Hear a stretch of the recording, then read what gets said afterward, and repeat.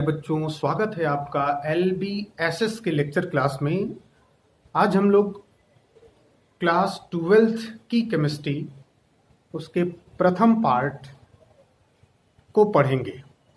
तो प्रथम पार्ट में एकक फर्स्ट में हमें पढ़ना है ठोस अवस्था, जिसे अंग्रेजी में कहते हैं सॉलिड स्टेट। तो चलिए इसके बारे में जाने कि यह ठोस अवस्था है क्या चीज़। तो प्यारे बच्चों, जैसा कि हमें पता है, हम लोग जानते हैं कि इस पृथ्वी के ऊपर, या हम यूं ब्रह्मांड में कह सकते हैं, जो वस्तु हमें दिख रही है, जिसके भीतर उसका खुद का द्रव्यमान है और वो स्थान घेर रही है, उसे हम लोगों ने पदार्थ कहा। इसे ही हम लोग द्रव्य भी बोलते हैं। द्रव्य इसलिए बोलते हैं क्योंकि उसके अंदर उसका खुद का द्रव्यमान है। द्रव्यमान का तात्पर्य उसके वेट से है और वह स्थान घेरती है। ठीक है। आधुनिक अनुसंधानों के आधार पर हमें यह पता चला कि पदार्थ की एक और अवस्था होती है, तीन के अतिरिक्त, जो हम लोगों ने सीखा है कि पदार्थ ठोस, द्रव और गैस, ये तीन अवस्थाओं में देखने को मिलता है। लेकिन एक चौथी अवस्था भी होती है जिसे हम लोग प्लाज्मा बोलते हैं। क्या कहते हैं? प्लाज्मा। और यह प्लाज्मा जो कि तारों में देखने को मिलती है। तो हम इसको चर्चा न करते हुए सिर्फ सीखेंगे इन तीन में ठोस अवस्था के बारे में कि यह ठोस क्या है। हम लोग पदार्थ के बारे में 11th में सीख चुके हैं, जिसे हमने द्रव्य भी कहा था। अंग्रेजी में इसे मैटर बोलते हैं। और द्रव्य का मतलब जिसके भीतर खुद का उसका द्रव्यमान हो और वह स्थान घेरती हो। उन समस्त वस्तुओं को जो हमारे आसपास दिख रही हैं, उसे हमने पदार्थ कहा था। अब पदार्थ की अवस्था में पदार्थ तीन तरह की होते हैं, और उन तीन में हम लोगों ने ठोस, द्रव और गैस को भी सीखा है। और एक चौथी अवस्था मैंने बताया जिसे प्लाज्मा कहा गया, जो तारों में देखने को मिलती है। तो चलिए देखते हैं। हमें सिर्फ ठोस अवस्था के बारे में इस चैप्टर में सीखना है। तो हेडिंग हम लोग बनाएंगे द सॉलिड स्टेट। और पदार्थ के बारे में अभी हमने चर्चा किया कि पदार्थ को हम लोग द्रव्य बोलते हैं, और उन समस्त सारी वस्तुओं को हम पदार्थ कहते हैं जिसके भीतर उनका खुद का क्या हो, द्रव्यमान हो और वह स्थान भी घेरती है। चलिए, मैंने इसको लिख दिया है स्टार्टिंग में, इसे भी आप नोट कर लो इसे। तो पदार्थ अंग्रेजी में इसे मैटर बोलते हैं या द्रव्य भी कहेंगे। तो पदार्थ या द्रव्य तीन भौतिक अवस्थाओं में पाया जाता है। ठीक है। और वह भौतिक अवस्था कौन कौन सी है? तो पहला ठोस, जिसे हम लोग सॉलिड बोलते हैं। दूसरे को हम लोग द्रव कहते हैं, लिक्विड। और तीसरा होती है गैस अवस्था। इसके अतिरिक्त मैंने आपको बताया कि आधुनिक अनुसंधानों के आधार पर पदार्थ की एक और अवस्था देखने को मिली, जिसे हम क्या बोलते हैं? प्लाज्मा बोलते हैं। इसको हम लोग रीमार्क में या नोट में नोट कर लेंगे। ठीक है। तो देखिए, आधुनिक अनुसंधानों द्वारा पदार्थ की एक अवस्था और ज्ञात की गई, जिसे प्लाज्मा, यही याद रखना है आपको, प्लाज्मा कहते हैं। और यह अवस्था कहां देखने को मिलती है? तो यह अवस्था अधिकांश तारों में पाई जाती है। ठीक है। तो इस तरह से इसके स्टार्टिंग में हम लोगों ने पदार्थ को सीखा। फिर से यदि डिटेल आपको जानना हो तो आप क्लास 11th में फर्स्ट चैप्टर में जाके आप सीख सकते हो। ठीक है। तो पदार्थ क्या है? तो पदार्थ उन समस्त सारी वस्तुओं को हम कहेंगे जो हमारे आसपास विद्यमान होती हैं, जिनके भीतर खुद का उनका द्रव्यमान होता है और वह स्थान घेरती हैं, उसे हम पदार्थ बोलते हैं। ठीक है। अब इसकी तीन अवस्था देखने को मिलती है, ठोस, द्रव और गैस। अभी हमने समझा है कि एक चौथी अवस्था भी इसकी पाई जाती है, और उस चौथी अवस्था को हम लोगों ने क्या देखा, उसका नाम क्या देखा, तो उसे हम प्लाज्मा बोलते हैं, जो प्रायः तारों में देखने को मिलती है। ठीक है, तो इस तरह से हमने पदार्थ की अवस्था को देखा। अब हमें इसमें हम लोगों को इस चैप्टर में सिर्फ और सिर्फ सॉलिड को पढ़ना है, सिर्फ और सिर्फ सॉलिड यानी ठोस को पढ़ना है। तो चलिए आप हेडिंग बनाइए, ठोस अवस्था, ठोस अवस्था। अब ये ठोस अवस्था हमें पता होना चाहिए, हम अपने आसपास जितने भी ठोस को देख रहे हैं, या हमारे हाथ में जो चौक है, या उन समस्त सारी वस्तुओं को जो हमें दिख रही हैं, जो एक निश्चित अवस्था में हमें दिख रही हैं, उन सबको हम लोग ठोस कह रहे हैं। और ठोस वे क्यों कहला रही हैं, तो क्योंकि उसमें निश्चित उनका एक आकार है और उनके आयतन भी निश्चित है, तो हम उन्हें ठोस कह रहे हैं। अर्थात ठोस अवस्था में पदार्थ का आकार तथा आयतन निश्चित होता है। यानी हमें इन दो बिंदुओं पर ध्यान देना होगा। जब भी बात ठोस अवस्था की आएगी तो उसमें हमें उसका आकार तथा आयतन निश्चित होता है, समझेंगे। अब हमें यह जानना है कि आखिर इसके पीछे इसका कारण क्या है, मतलब कारण क्या है कि इनका आकार तथा आयतन निश्चित होता है। तो प्यारे बच्चों, एक बात आपके दिमाग में आनी चाहिए कि जब भी कोई वस्तु जिस भी किसी चीज से वो बनती है, मतलब किसी भी पदार्थ के निर्माण में जो अवयव भाग लेते हैं, उसको बनाने के लिए उसे हम कण बोल सकते हैं, परमाणु बोल सकते हैं, अणु बोल सकते हैं, आयंस भी बोल सकते हैं। मतलब हर उस पदार्थ के निर्माण में जो चीजें भाग लेती हैं और भाग लेकर के उसका निर्माण करती हैं, वो निर्माण करने वाले अवयव पूरी तरह से ठोस के अंदर क्लोजली पैक्ड होते हैं। माने कुछ ऐसे उनकी ज्यामितीय आकृति होती है कि वो बिल्कुल भी फिक्स्ड होते हैं, माने पैकिंग होते हैं, माने आपस में इतने मजबूती से बंधे होते हैं कि उन्हें उनका एक निश्चित आकार होता है।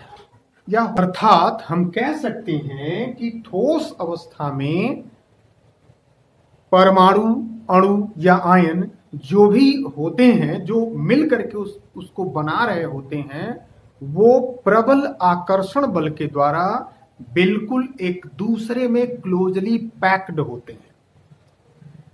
ठीक है, चलिए इसको नोट कर लेते हैं। कारण में ठोस अवस्था में अणु, परमाणु अथवा आयन परस्पर प्रबल आकर्षण बल द्वारा एक दूसरे से सुसंकुलित यानी क्लोजली पैक्ड अवस्था में रहते हैं। माने जो भी उसके निर्माण में भाग लेते हैं वो प्रबल आकर्षण बल द्वारा एक दूसरे से क्लोजली पैक्ड होते हैं। ठीक है, अर्थात ठोस अवस्था में पदार्थ के अणु, परमाणु अथवा आयन एक विशेष प्रकार से व्यवस्थित रहते हैं। ठीक, अर्थात हमने अभी तक यह सीखा कि ठोस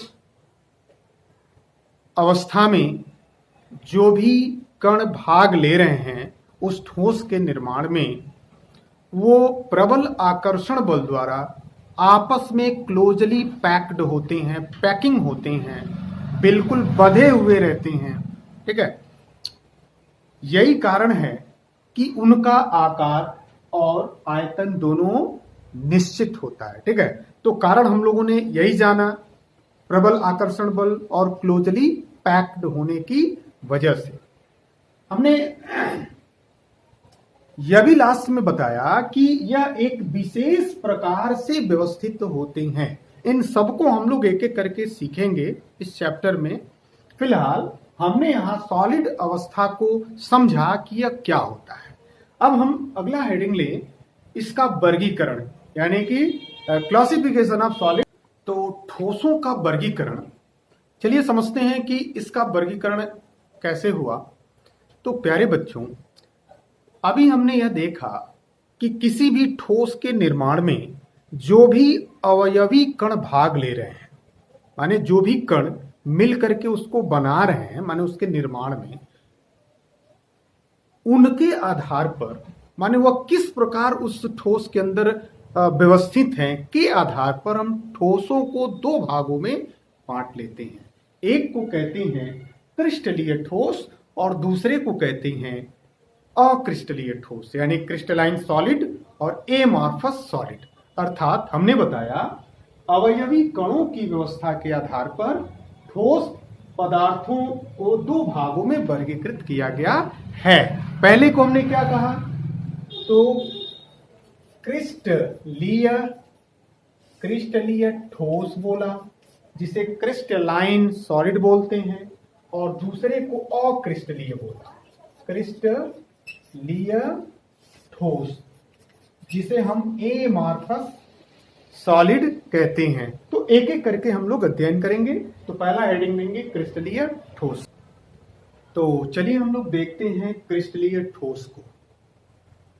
तो प्यारे बच्चों, जब भी बात क्रिस्टलीय ठोस की होगी तो उसमें जो अवयवी कण है वो एक निश्चित क्रम में, यानी एक नियमित क्रम के अनुसार उसमें व्यवस्थित होकर के उसका निर्माण करते हैं।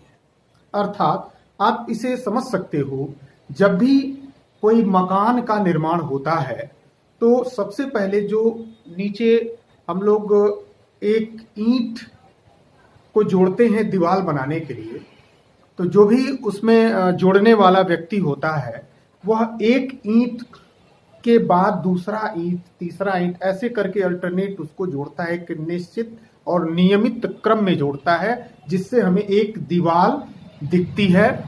ठीक है।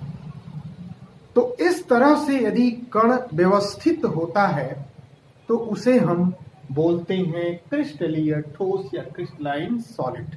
अर्थात हमने यहाँ पे ले रखा है, हेडिंग आप बना लो, क्रिस्टलीय ठोस, क्रिस्टलीय ठोस। इसमें क्या होता है, वे ठोस जिनमें अवयवी कणों जैसे कि परमाणु हो सकता है, अणु हो सकता है, आयन हो सकता है, का नियमित क्रम होता है। अभी मैंने समझाया नियमित क्रम का मतलब, यदि किसी दीवार को खड़ा करना हो तो उसमें एक एक ईंटों को हम क्या देखते हैं, एक नियमित क्रम से उसकी जुड़ाई होती है, इसके बाद इसके ऊपर ऐसे, तब हम एक पूरी दीवार को बनते हुए देखते हैं। स्पष्ट है कि आप इस चीज को समझ रहे हो, नियमित क्रम से हम लोगों ने क्रिस्टलीय ठोस को समझा। इसमें हमने बताया कि जो भी इस ठोस के भीतर अवयवी कण होंगे उनका एक नियमित क्रम होता है, और इसको हमने एक ईंटों के क्रम को लेकर के आपको बताया कि ईंट जो एक दीवार खड़ी की जाती है उसमें ईंटों का एक नियमित क्रम होता है, जिसके फलस्वरूप एक दीवार का निर्माण होते हुए हम आसानी से देख पाते हैं। ये यदि अनियमित होगा तो हम उस दीवार के को और ऊपर नहीं ले जा सकते। ठीक है। तो इस तरह से क्रिस्टलीय ठोस में एक नियमित क्रम होता है। चलिए इसके गुण को देखें। तो गुण में भी वही बातें हम लोग नोट करेंगे कि इनकी निश्चित ज्यामिति होती है, माने क्रिस्टलीय ठोसों की एक निश्चित ज्यामिति होती है। तो अब बात आती है कि यह निश्चित ज्यामिति क्या होती है।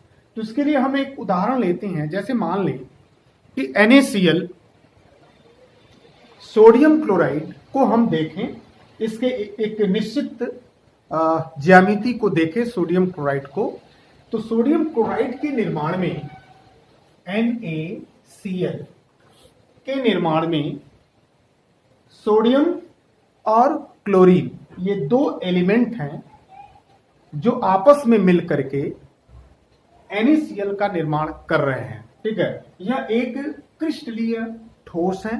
ठीक है, अब यहां पे यानी के अंदर एक आवेश होता है, माने यह आयनिक ठोस इसको हम बोलते हैं क्योंकि यह आयनों, यह एक क्रिस्टलीय ठोस है। इसके निर्माण में सोडियम आयन और क्लोराइड आयन मिल करके NaCl का निर्माण करता है। तो चलिए देखते हैं कि इसका नियमित क्रम कैसे होता है। तो बच्चों, एक सोडियम के बाद एक क्लोरीन, फिर ये सोडियम, फिर ये क्लोरीन, फिर यहाँ सोडियम है तो क्लोरीन, फिर ये सोडियम, फिर ये क्लोरीन, फिर ये सोडियम, फिर ये सोडियम, फिर ये क्लोरीन, फिर ये सोडियम, फिर ये क्लोरीन। अब चूंकि यह आयनिक है, यानी कि सोडियम के ऊपर प्लस तो ये माइनस, यानी क्लोराइड आयन, फिर sodium ion, chloride ion, sodium ion, chloride ion, sodium ion, chloride ion, sodium ion, और ये क्लोराइड आयन, सोडियम आयन, और ये क्लोराइड आयन। कहने का मतलब इसमें हम क्या देख रहे हैं कि प्रत्येक Na के बाद क्लोरीन, क्लोरीन के बाद Na के बाद क्लोरीन, क्लोराइड, ये आ रहे हैं, माने इनका एक निश्चित क्रम हो रहा है। तो इसे हम एक निश्चित ज्यामिति बोलेंगे NaCl की, और ये एक दूसरे से ऐसे एक निश्चित क्रम में आकर के क्लोजली पैक्ड होते हैं और क्रिस्टलीय ठोस का निर्माण करते हैं। तो ये पहली लाइन जो हमने सीखा कि इनकी निश्चित ज्यामिति होती है। तो निश्चित ज्यामिति का मतलब ये सोडियम के साथ, सोडियम आयन के साथ क्लोराइड का आना, क्लोराइड के बाद सोडियम आयन का आना, फिर इसके बाद इसका आना, इसके बाद इसका आना, ये इनका एक निश्चित क्रम कहलाता है। ठीक है, तो इसे हम क्या बोलते हैं, एक निश्चित ज्यामिति। ठीक है, अब दूसरा हम लोग देखें, इन कणों के मध्य यथेष्ट आकर्षण बल होता है।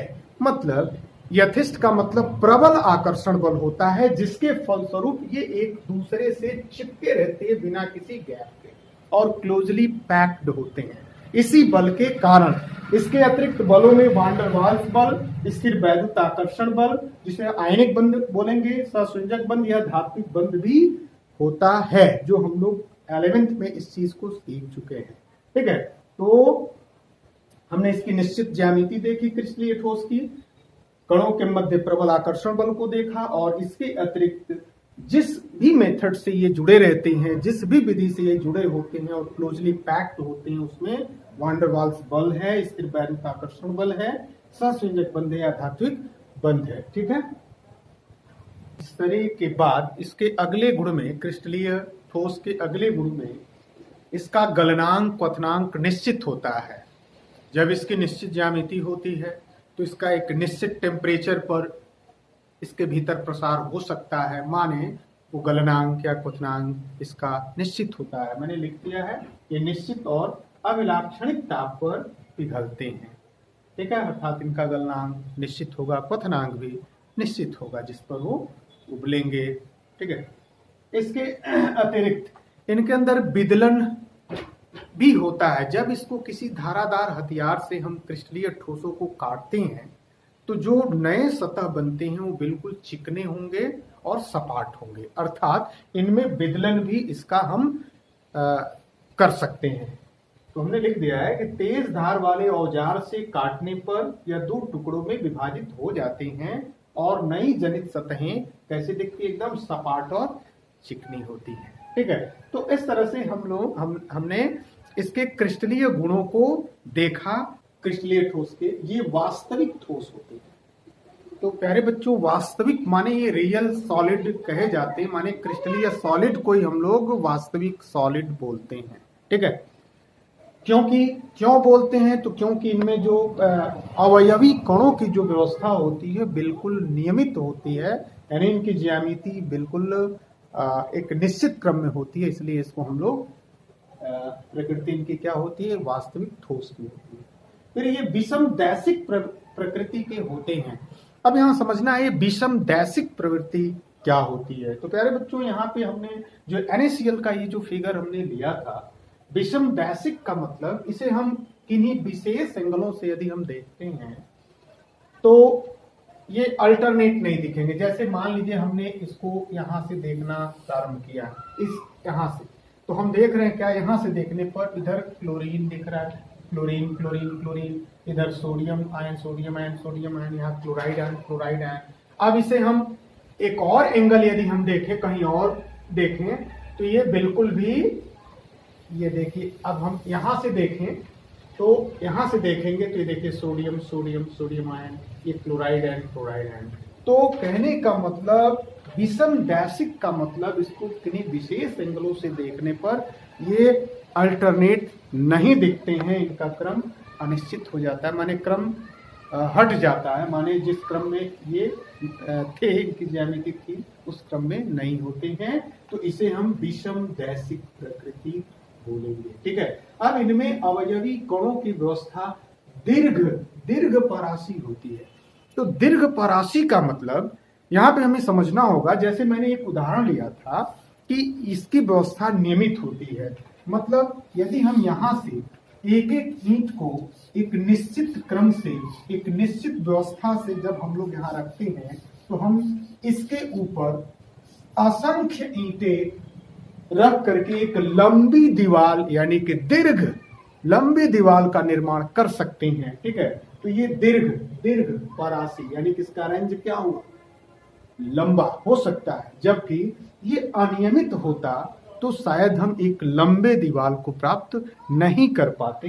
तो इसे हम लोग क्या कहते हैं, माने इनमें जो अवयवी कण होते हैं उनके, इस तरह से हम लोगों ने क्रिस्टलीय ठोस के गुण को देखा।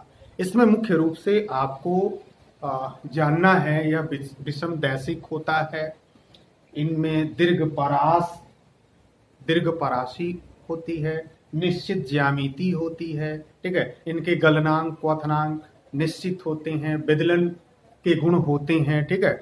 ये आपको जानना है। ठीक है। निश्चित ज्यामिति में आपको सोडियम आयन के बाद क्लोरीन आयन का आना, सोडियम आयन के बाद क्लोरीन का आना, ये निश्चित ज्यामिति हुआ। विषम दैशिक में मैंने बताया कि जो ये निश्चित इनका क्रम था, सोडियम आयन के बाद क्लोराइड आयन का, ये किसी विशेष एंगल से देखने पर अब ये क्रम का टूट जाना, माने देखो chloride ion chloride ion chloride ion, यानी कि जो सोडियम आयन के बाद क्लोराइड आयन आ रहा था वो बिल्कुल भी हट जाता है। तो विषम दैशिक। फिर दीर्घ परासी भी मैंने समझाया आपको। ठीक है। और आप इसमें ये वास्तविक ठोस होता है, ये भी हम लोगों ने सीखा। तो इस तरह से हमने क्रिस्टलीय ठोस को समझा। अब हम जानेंगे अक्रिस्टलीय ठोस को। तो हेडिंग हम क्या बनाएंगे, अक्रिस्टलीय ठोस। हेडिंग अक्रिस्टलीय ठोस, एमार्फस ठोस, सॉलिड।